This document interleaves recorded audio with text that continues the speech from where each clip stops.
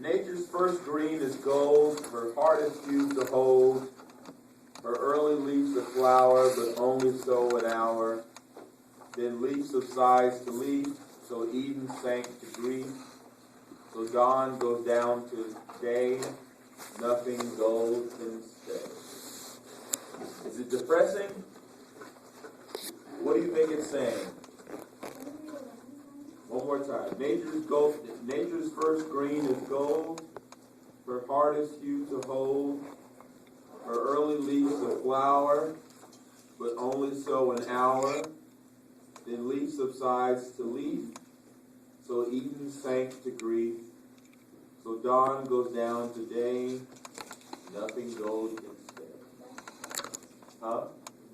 It's depressing, right? You think it's just like, nothing good can last. But do you think it's that simple? This is Robert Frost. Let me tell you something about Robert Frost. All right, Robert Frost won the Pulitzer Prize 4 times. 4 times. Unprecedented. No one else has done that. 4 times. And this poem is one of his most famous poems, even though it's one of his shortest poems. The poem is written in trimeter and consists of 6-syllable lines with 3 stressed or accented syllables. All right, so it's written in trimeter, consisting of 6-syllable lines.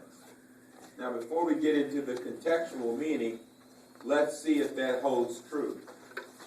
Nature's first green is gold. Is that 6 syllables? Nature, that's 2.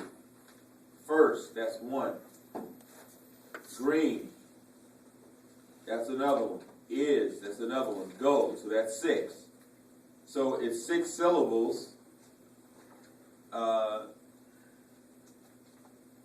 6 syllables in each line. The next line, her hardest hue to hold. Her, 1. Hardest, that's 3. Hue, 4. 2, 5, and hold 6. All right? So it's trimeter, 6 syllables per line, first of all. All right? And Frost uses a poetic device called alliteration. All right? And we see this in, you see where it says green is gold, hue to hold. All right? Alliteration, where you have the same letter, the same stress in the letter being replicated throughout the poem. We have it in green is gold, her hardest hue to hold. So dawn goes down to day. The alliteration, the same letter D throughout, the same letter H, the same letter G. All right, and the emphasis on that. So we have alliteration. Now, the rhyme scheme is AA, BB, CC, DD. What do we mean by rhyme scheme? Well, the first 2 lines, gold and hold, they rhyme. So that's AA. All right, so that's the first couplet of line. So that's AA. So what's flower and hour? Use your common sense. BB, right? BB. And then we have leaf and grief. That would be CC. And then day and stay, DD. So AA, BB, CC, DD. That's the rhyme scheme. We'll talk more about rhyme scheme later on. But that's the rhyme scheme. So we talked about the meter, all right, the number of syllables per line, all right, and we talked about alliteration, and we talked about the rhyme scheme, as I said. All right, now, nothing gold can stay can have a multiplicity of interpretation. On the surface, it seems like, nothing good or nothing, perfect can remain perfect. Nothing beautiful can remain beautiful. Okay? But when you think about something that's gold, the element gold, gold is something that is not only precious, but it's hard to dismantle. All right, so death can be gold. Something traumatic can be gold. Therefore, gold can be something that's neither good or bad, or something that's good and bad. All right, so nothing gold can stay. Nothing traumatic can stay forever. All right, nothing grand or wonderful can stay forever. And change results in consequences. All right, he makes a reference here. So Eden sank to grief, so dawn goes down to day. What happened in the Garden of Eden? Adam and Eve messed up, if you know the Christian story.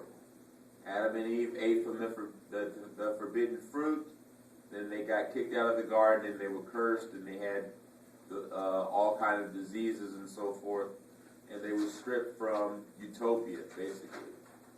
All right, so Frost is kind of lamenting, you can say that he's lamenting the fact that Eden sank, perfection sank, immortality sank, and as a result, gold drifted or was eradicated.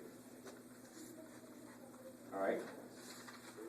But in the beginning of the poem, it says, nature's first green is gold, her hardest hue to hold. What season are we in now? Fall, autumn, right? Leaves change. But we can say that the gold, the color of gold, or the color green, the leaves are green, they're going to fall, but the leaves are going to do what? Change what? Color. So, but even though they're changing color, the leaves are dead, right? But even though the leaves are dead and they change color, they still maintain what? Their beauty. Their beauty. So, nothing gold can stay. Gold can also mean original state. But it doesn't imply that the removal of gold is the removal of beauty. All right, so that's why the poem is kind of complex, because first read, the simple read is that, okay, nothing good can last. You're having a good time now. It's going to be screwed up later. That's one interpretation. Another interpretation is, whatever gold is, good or bad, it's not going to stay. So that's something to not be depressed about or not to be happy about. It's just something that's reality. All right? Okay.